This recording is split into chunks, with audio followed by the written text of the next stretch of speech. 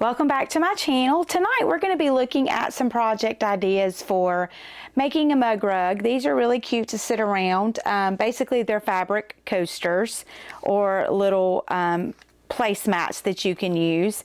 So I have cut out a little ghost and some candy corn shapes. I've also started on a pumpkin here, and you can also use anything that you've put together with squares or strips. This was actually a set of jelly roll strips that I have sewn together, and you can make it wide so it holds both a cup and a saucer, or you can make just a square that will hold a mug. So grab your fabric and come back and let's make this project. For tonight's projects, you are going to want some templates that you choose. So I have, for example, cut out a pumpkin of different shapes. I cut out a triangle that looks kind of like the candy corn. You can cut out a ghost. This one has a ghost with a pumpkin. So the first thing you want to do is just decide what kind of applique you want. If you have a cutting system, you can easily cut one out. You can also trace pictures that you find for any design that you want. Since it's fall, I just picked some things that people might like for fall. And of course, this is just a few, but you can do all kinds of projects when it comes to doing little appliques, and you can find all kinds of designs. Also, like always, you are going to want to choose your fabrics. I've already cut out a ghost and candy corn, and basically I traced my shape onto heat and bond as normal. If you aren't sure how to do that, I do have several videos where I have illustrated this a few times that you could watch. And so these both already have been traced and adhered to fabric. For this one, I just cut the strips that were the correct colors for candy corn and pieced them, and then I added the heat and bond to the back. You will also want a 6.5 inch square, and you want to make sure your design will fit in your 6.5 inch square. So if you are going to just do a single mug rug, this would be my recommended size. And of course, when you sew it, it will end up being a 6 inch square finished. You will also need a piece of batting. This will give it a little bit of cushion in between layers. If you want to, you can also use, like I said earlier, jelly roll strips to make your own unique patterns. So this one is a solid square. So if you wanted to do a background that was pieced, you could still applique something that would stand out on top.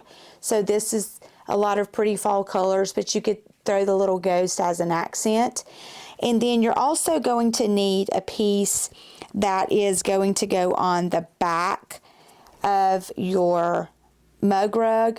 So you need to make sure that you have the back piece. You need to make sure you have some type of batting, and then you'll have a top piece, and then of course whatever applique. And so this will just be one. Also, you can add trim if you want to finish it off. This is bias tape, so when you finish, you could just use bias tape and just sew it around it, and that would give you a finished edge. You can also sew other little things inside or around it that you like. So this is a pumpkin that I've already appliqued onto a square with the batting. It just needs the back and the finishing. And so for this one, you could easily take something like the pom-poms as a finish, and you could pin it into the inside and then put your backing as a layer and just pin this to sew it in between as a sandwich your layers. So if you were going to do a solid square on the back, you would do right sides together with that pinned and sandwiched in between, and then you could just sew it all at one time, and that way when you flip yours out, you will have little pom-poms that will lay in this direction. So you have several options to finish off your edges and your embellishments. So decide what you want, and then you just cut out the 6.5-inch squares.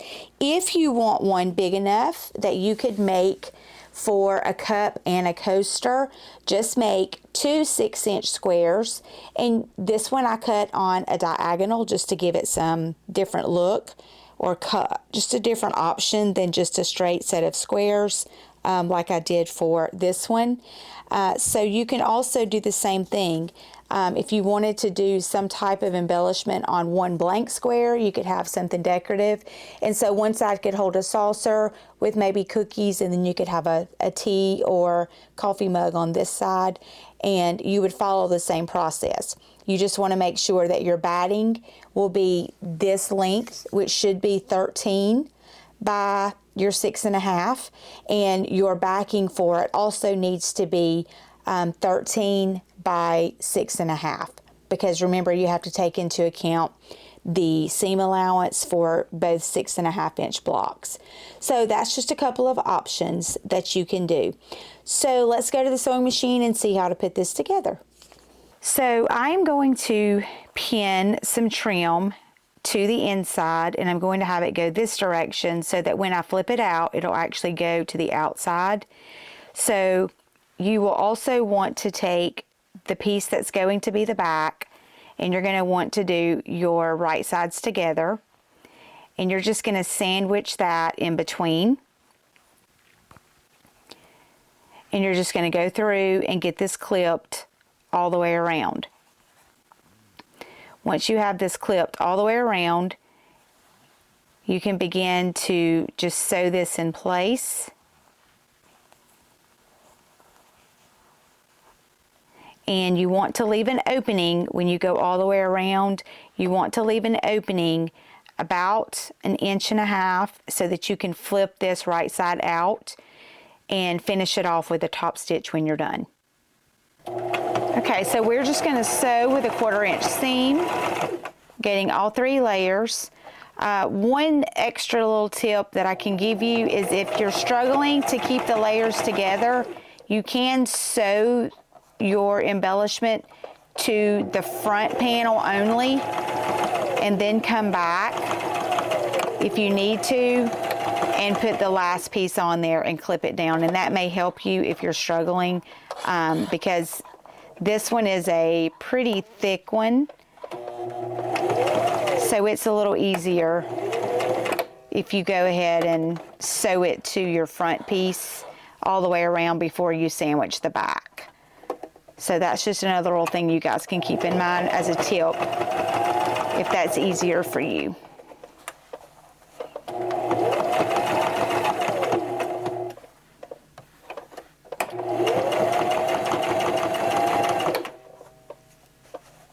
And notice I didn't catch the back on that one because sometimes it'll slide. So just be mindful of that as well, depending on the kind of embellishment you use. You may have to fight with those little corners a little bit. And that's why I'm back stitching too on the corners, just to give it a little bit more stability there. And just try to push them out of the way as you get close to those.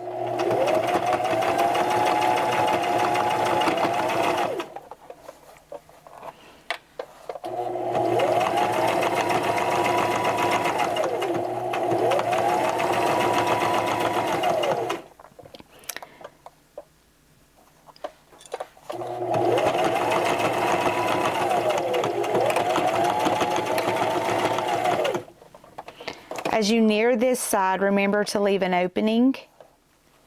So I'm just going to leave this section open between both clips. Make sure you backstitch, and you can just leave the thread there and just slide it across to where you need to sew the next part, and just remember to backstitch, and then you can just clip the thread between the 2 layers.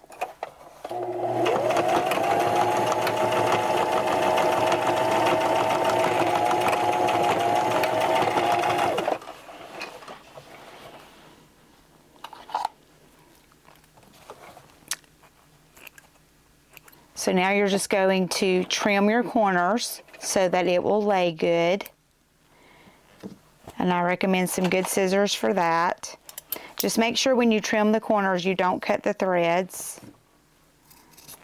You don't want any stitches to be cut as you're doing that. And so you're going to flip this with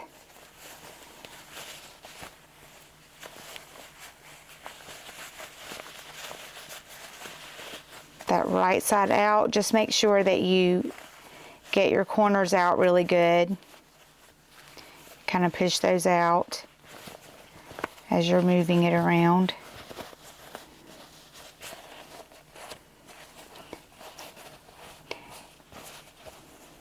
Just make sure you turn it so that your embellishment lays outward like it needs to. And sometimes just pressing those corners out really good helps do that. And so once you get all of those pressed out and you have it all the way around, you're going to come back, and where you have this section, you'll just want to fold it in and press it down so that you have a closed edge, and you're going to top stitch all the way around the entire project. Just about 1/8 of an inch here. Okay, so once you top stitch it, the top stitch just needs to be very small, just 1/8 of an inch, just around the outside. Give it a good press so that you can make sure you've ironed out any little wrinkles or little flaws that you have there. And you have the cutest little mug rug.